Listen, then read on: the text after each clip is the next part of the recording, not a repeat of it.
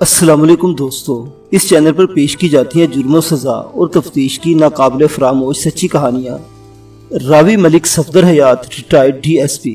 معزز سامعین حضرات، آپ سے امید کی جاتی ہے کہ ویڈیو کو لائک کریں اور چینل کو بھی سبسکرائب کر لیں، شکریہ۔ ایک روز میں تھانے میں بیٹھا کسی کیس کا چالان تیار کر رہا تھا کہ باہر شور کی آواز سن کر مجھے ہاتھ روکنا پڑا۔ بے ساختہ میری نگاہ کمرے کے کھلے ہوئے دروازے کی جانب اٹھ گئی۔ میں نے دیکھا چند دیہاتی ایک بچے کو دھکیلتے گھسیٹتے میری طرف لا رہے تھے۔ ہاتھ رکی چکا تھا، میں نے قلم بھی چھوڑا اور الجھے زدہ نظر سے اس وحشی منظر کو دیکھنے لگا۔ اس دوران میں دیہاتی مذکورہ بچے کو میرے سامنے پہنچا چکے تھے۔ میں نے گرج کر کہا، چھوڑ دو اسے۔ میرے حکم کا فوری اثر ہوا اور ان دیہاتیوں نے بچے کو مارنا بند کر دیا، تاہم اس کا گریبان ابھی تک ایک مشتل دیہاتی کی گرفت میں تھا۔ میں نے مذکورہ دیہاتی کی آنکھوں میں دیکھتے ہوئے سخت لہجے میں کہا، میں نے کہا نا اس بچے کو چھوڑ دو، ورنہ میں تم سب کو حوالات میں بند کر دوں گا۔ جناب، حوالات میں تو آپ اس شیطان کو بند کریں، ان میں سے ایک خفقہ امیز انداز میں بولا، جس نے سب کا جینا عذاب کر رکھا ہے۔ اس معصوم نے ایسا کون سا جرم کیا ہے؟ میں نے باری باری ان کے چہروں کا جائزہ لیتے ہوئے استفسار کیا۔ جناب، یہ نہ پوچھیں کس نے کیا نہیں کیا، ایک دیہاتی طنزیہ لہجے میں بولا۔ آپ اسے معصوم نہ سمجھے، یہ شکل سے سیدھا سادہ نظر آتا ہے، لیکن اس کے وجود میں بڑی خبیث روح بند ہے۔ یہ آج بڑی مشکل سے ہاتھ آیا ہے، پچھلے 8-10 دن سے اس نے ہماری مٹی پلید کر رکھی ہے۔ چودھری صاحب کا سارا غصہ بھی ہم پر ہی اترتا ہے۔ چودھری صاحب کے الفاظ پر میں چونک اٹھا۔ اس بچے کے قصور کے بارے میں تو بعد میں پوچھوں گا، میں نے کہا، پہلے یہ بتاؤ آپ کون لوگ ہو؟ ہم چودھری ارشاد کے ملازم ہیں، ان میں سے ایک نے جواب دیا۔ ہم چودھری صاحب کے باڑے میں کام کرتے ہیں۔ اتنی اکڑ تو کبھی چودھری ارشاد نے نہیں دکھائی۔ میں نے جواب دینے والے کو تیز نظر سے گھورا۔ تم چودھری کے ادنا سے ملازم ہو کر بڑی اچھل کود مچا رہے ہو۔ بچے کا جرم سننے سے پہلے تم لوگوں کے دماغ درست کرنا ہوں گے۔ کیا خیال ہے تمہیں ٹرائل روم کی سیر کرائی جائے؟ وہ میری اس خطرناک دھمکی سے ٹھنڈے پڑ گئے۔ ان میں سے جو زیادہ بڑھ چڑھ کر بول رہا تھا نرم لہجے میں بولا، تھانے دار جی، آپ ہمیں معاف کر دیں۔ دراصل اس مردود کی حرکتوں نے پچھلے کئی دن سے ہمارا جینا حرام کر رکھا ہے، اوپر سے روزانہ چودھری صاحب کی ڈانٹ پھٹکار بھی سننا پڑتی ہے، بس اسی وجہ سے دماغ گرم ہو گیا تھا۔ اگر دماغ اور مزاج ٹھنڈا ہو گیا ہو تو بتاؤ اس بچے نے ایسا کون سا سنگین جرم کیا ہے جو تم اسے بے دریغ مارتے ہوئے یہاں تک لائے ہو؟ میں نے باری باری ان افراد کی آنکھوں میں دیکھا، پھر بچے سے کہا، اوئے بچہ، تم ادھر جا کر بینچ پر بیٹھو، ابھی تمہارا بیان بھی ہوگا۔ میرے کمرے کی ایک دیوار کے ساتھ لمبی سی چوبی بینچ رکھی ہوئی تھی۔ وہ بچہ خاموشی سے اٹھا اور جا کر مذکورہ بینچ پر بیٹھ گیا۔ اس بچے کی عمر 11-12 سال رہی ہوگی۔ وہ اپنی عمر سے کافی کم دکھائی دیتا تھا۔ اس کی صحت بھی تسلی بخش نظر نہیں آتی تھی، جسم منحنی تھا اور چہرے پر معصومیت کھیلتی تھی۔ اسے ایک مجرم کی حیثیت سے دیکھ کر بڑا ترس آتا تھا، دل ماننے کو تیار نہیں تھا کہ اس سے کس جرم سرزد ہوا ہوگا۔ بہرحال یہ تو تفتیش کے بعد ہی پتہ چل سکتا تھا کہ اصل حقیقت کیا ہے۔ چودھری کے بندوں میں جو کھڑپیچ قسم کا تھا، اس کا نام عنایت معلوم ہوا۔ وہی باڑے کا انتظام و انصرام بھی سنبھالتا تھا۔ اس کی مدد کے لیے صدیق، اشرف اور خابر باڑے پر موجود رہتے تھے۔ چودھری ارشاد کے باڑے میں کل ملا کر 7 بھینسیں، 3 گائے، 4 بکریاں اور 2 اعلیٰ نسل کے گھوڑے بندھے ہوئے تھے۔ مذکورہ باڑہ خاصا وسیع و عریض تھا، جس کے ایک حصے میں قطار سے 4 بڑے کمرے بنائے ہوئے تھے۔ ایک کمرے پر ملازموں کا قبضہ تھا، دوسرے میں مویشیوں کا چارہ وغیرہ سٹاک کیا گیا تھا اور باقی 2 کمرے حسب ضرورت جانوروں کے استعمال میں رہتے تھے۔ خصوصاً موسم سرما اور موسم برسات میں مویشیوں وغیرہ کو کمروں کے اندر باندھنا پڑتا تھا۔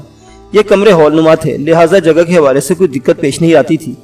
باڑے کے کشادہ صحن میں مختلف رنگ و نسل کے چند سایہ دار درخت ایستادہ تھے۔ باڑے کے حوالے سے یہ تفصیل بیان کرنا اس لیے ضروری ہے کہ جو لوگ شکایت لے کر میرے پاس آئے تھے، ان کا اور ان کے مسئلے کا تعلق اسی باڑے سے تھا۔ عنایت نامی اس اکھڑ مزاج بندے کی زبانی کیسر کے جرم کی جو تفصیل مجھ تک پہنچی، میں اس کا خلاصہ آپ کی خدمت میں پیش کرتا ہوں، تاکہ بعد میں آنے والے واقعات کا مطالعہ آپ کے ذہن کو الجھانے کی کوشش نہ کرے۔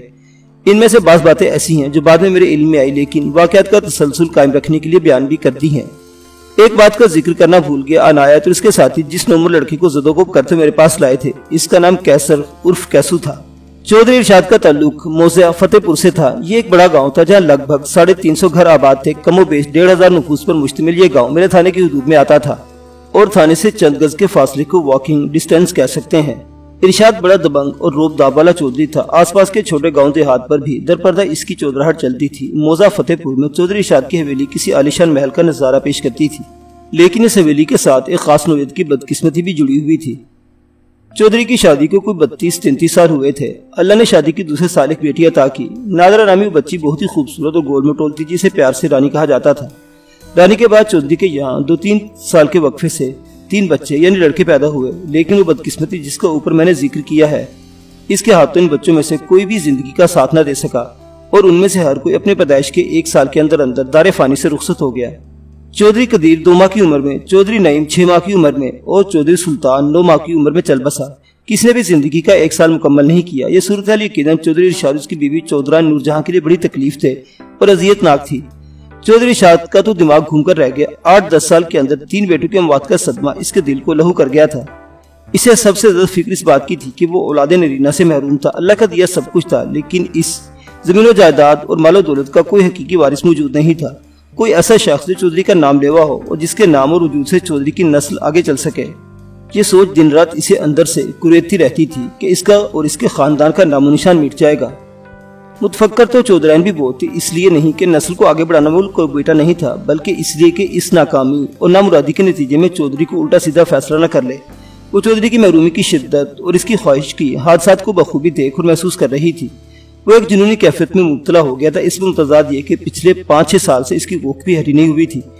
اسے ہر وقت یہ دھڑکا لگا رہتا تھا کہ اس کی جانب سے مایوس ہونے کے بعد چودھری کہیں دوسری شادی نہ کر لے۔ سوتن کا آسیب ہر لمحہ کسی شمشیر برہنہ کی مانند اس کے سر پر لٹکتا رہتا تھا۔ نادرہ عرف رانی جب سن بلوغت کو پہنچی تو قلعہ چاند والا کے چودھری افتخار کے بڑے بیٹے سے اس کی شادی کر دی گئی۔ اب حویلی میں چودھری اور چودھران کے علاوہ 9 درجن سے زیادہ ملازم اور ملازمہ رہ گئی تھی۔ چودھری نے رانی کی شادی کے بعد سکھا سانس لیا تھا کہ شاید اب چودھری اس خطرناک رخ پر نہ سوچے جس کا خدشہ چودھران کے دل و دماغ کا قیمہ بناتا رہتا تھا۔ نور جہاں کا اطمینانی اس حوالے سے بھی تھا کہ چودھری ارشاد اب 60 کا ہنسا عبور کر چکا تھا۔ پھر ایک روز حویلی میں جیسے بھوچال آ گیا۔ نور جہاں کے سر پر لٹکنے والی خطرناک تلوار کی رسی ٹوٹ گئی۔ اسے یوں محسوس ہوا جیسے اس کی قسمت کا ستارہ ٹوٹ گیا ہو۔ چودھری ارشاد نے دوسری شادی کا اعلان کر کے ہر خاص و عام کو ورطہ حیرت میں ڈال دیا تھا۔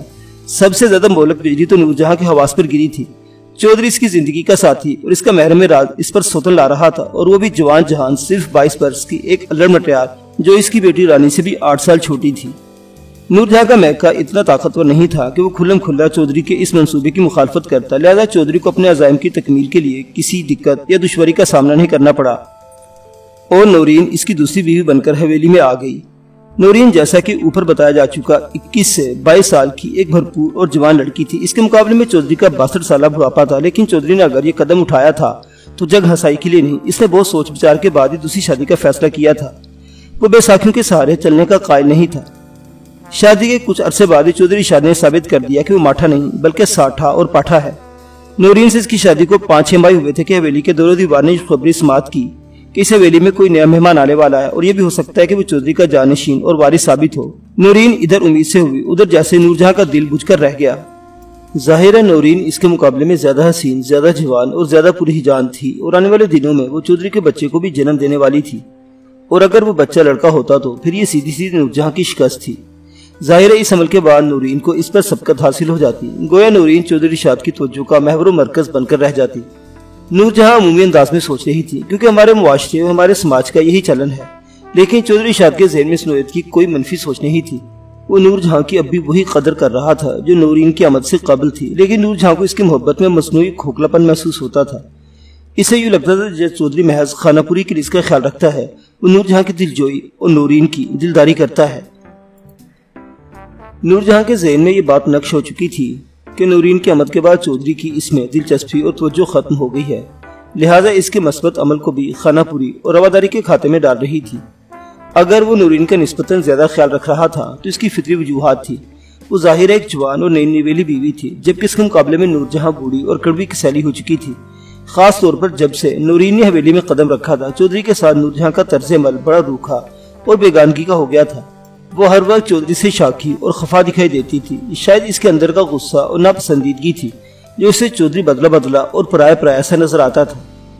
اس وقت نور جہاں کے سینے پر گویا سانپ ہی لوٹ گیا جب چودھری ارشاد نے گاؤں کی 3 ماہر دائیوں کو نورین کی طبی اور نفسیاتی معائنے کے لیے حویلی میں بلا لیا۔ مذکورہ دائیاں اس کام میں بڑی مہارت رکھتی تھیں کہ وہ حاملہ عورت کا جسمانی اور نفسیاتی تجزیہ کر کے بتایا کرتی تھیں کہ وہ بیٹے کو جنم دے گی یا بیٹی کو۔ اس زمانے میں الٹرا ساؤنڈ ایسی سہولت لوگوں کو میسر نہیں تھی، لہذا تجربہ کار اور کوہنہ مشق دائیوں سے ایسے معاملات میں ماہرانہ مدد لی جاتی تھی۔ 2 دائیوں نے نورین کے طبی معائنے، اس کی نشستوں پر خاص کے مشاہدے اور پیٹ کے پھیلاؤ کا جائزہ لینے کے بعد فتویٰ صادر کر دیا کہ نورین کے یہاں اولاد نرینہ ہوگی، جبکہ تیسری اور عمر رسیدہ دائی نے ایک عملی تجربہ کر کے اپنے ہماسر دائیوں کے فتوے کی تصدیق کر دی۔ وہ دلچسپ تجربہ کچھ اس طرح کیا گیا تھا۔ نورین کو کمرے کے کونے میں دونوں پاؤں جوڑ کر کھڑا کر دیا گیا۔ اس دیوار کے دوسرے سرے پر خود وہ دائی کھڑی تھی۔ اس نے نورین کو ہدایت کی کہ وہ بائستگی چلتے ہوئے اس کی جگہ پر آ جائے۔ جب نورین نے اس کی ہدایت کی تعمیل کر دی تو دائی کمرے کے دوسرے کونے میں چلی گئی اور نورین سے اس کونے میں پہنچنے کو کہا گیا۔ نورین نے یہ بھی کر دکھایا۔ الغرض اس دائی نے نورین کو کمرے کے چاروں دیواروں کے ساتھ چلانے کے بعد نقطہ آغاز پر پہنچا دیا، یعنی جہاں سے اس نے چلنے کی ابتدا کی تھی۔ بالآخر وہ وہیں پہنچ گئے۔ دائی نے گہری سانس خارج کی اور حتمی لہجے میں اپنا فیصلہ سنا دیا۔ چودھری صاحب، اگر چھوٹی چودرین خیر خیریت سے ساری منزلیں طے کر گئی تو انشاءاللہ آپ ایک بیٹے کے باپ بن جائیں گے۔ تم نے کس بات سے اندازہ لگایا ہے؟ چودھری نے اضطراری لہجے میں پوچھا۔ اس کا اضطرار حد سے زیادہ خوشی کا مظہر تھا۔ میرا تجربہ کہتا ہے چودھری صاحب، وہ بڑے اعتماد سے بولی۔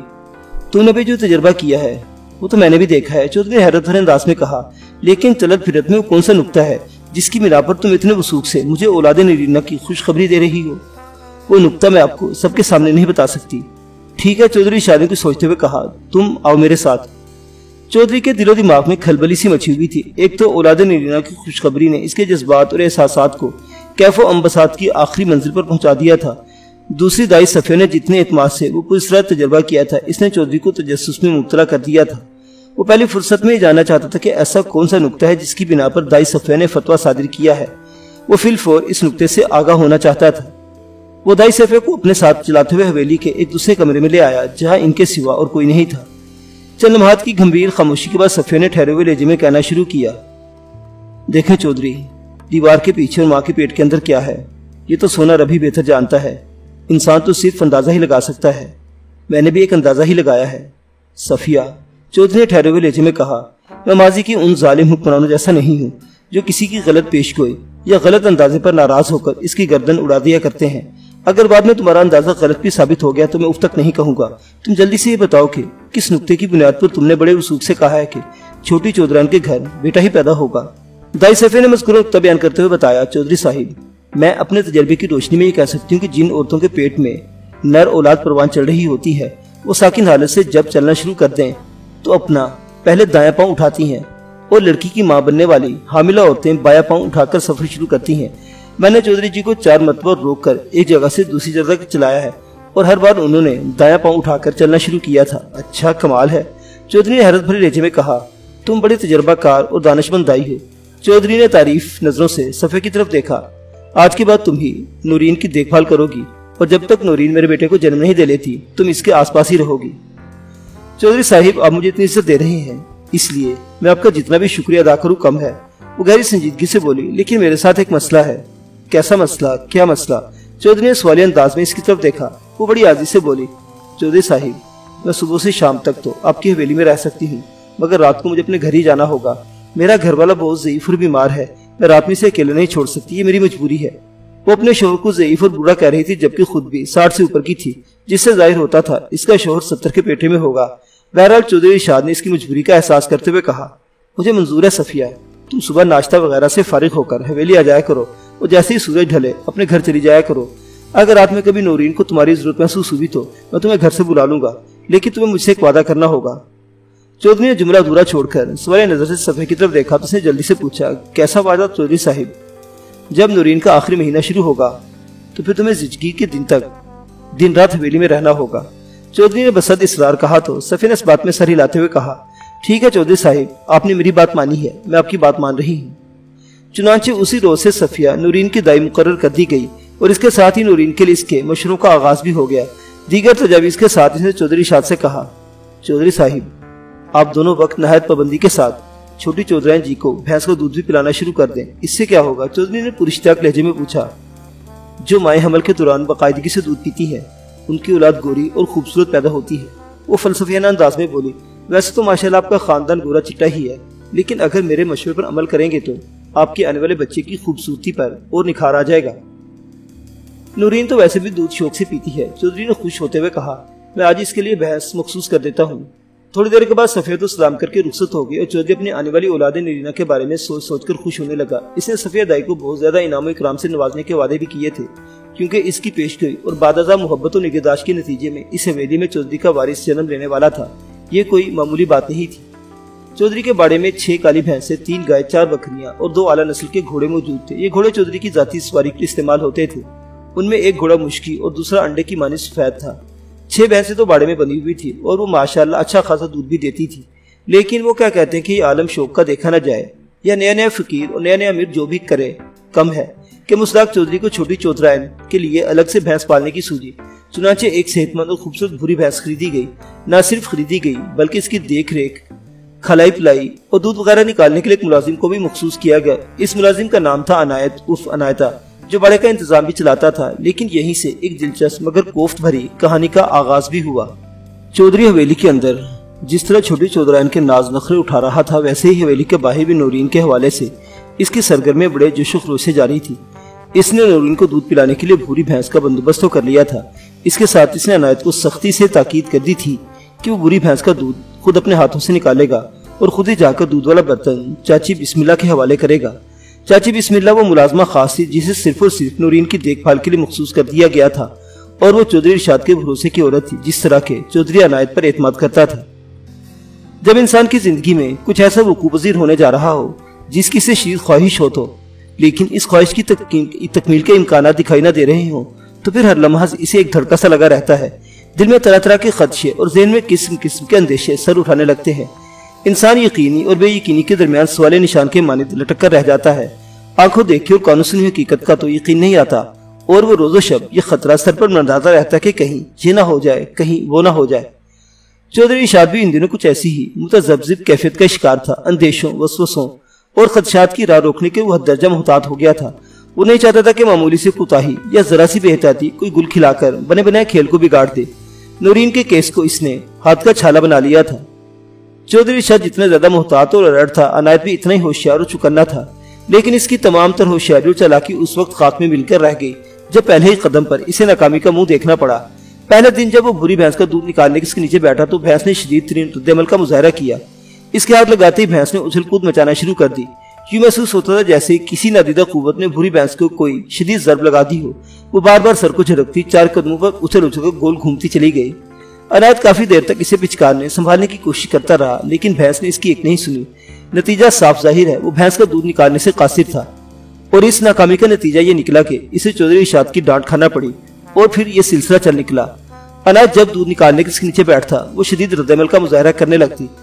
भूरी भैंस के इस अजीबोगरीब कारनामे का सबब जानने की मुतअद्दिद कोशिशें की गई। मसला ये चेक किया गया इसे डंगरों की कोई मखसूस बीमारी तो नहीं, हालांकि इस बात के इम्कान सिफर के बराबर थे। वो चौधरी के डेरे पर आने से पहले अच्छा खासा और सेहत अफजा दूध दे रही थी। इसके दूध पर बड़ी मोटी मलाई आती थी वगैरह वगैरह, लेकिन अब तो उसे दूध देना ही छोड़ दिया था। एक तरकीब यह भी आजमाइश की गई कि अनायत के बजाय बाड़े के एक दूसरे मुलाजिम को बर्तन देकर इसका दूध निकालने को कहा गया, इस ख्याल से कि कहीं इसे अनायत का हाथ पसंद न हो। लेकिन इस गैर मंतकी कोशिश का नतीजा भी वही बरामद हुआ, यानी ढाक के 3 पाद। ये तमाम तर वाहियात सूरत हाल तो जारी सारी थी, लेकिन उनमें सबसे बुरा हाल बेचारे अनायत उर्फ अनायते का था। एक तरफ तो इसे अपनी नाकामी बल्कि शिकस्त पर झुंझुलाहट का सामना था, तो दूसरी जानिब चौधरी इरशाद की डांट फिटकार ने इसके दिमाग को फोड़े की मानित पका दिया था। इसे नालायक, नकम्मा, कामचोर और पता नहीं किस किस बात के ताने सुनना पड़ रहे थे। फिर आखिर एक रोज इसने इस मसले की जड़ खोद निकाली।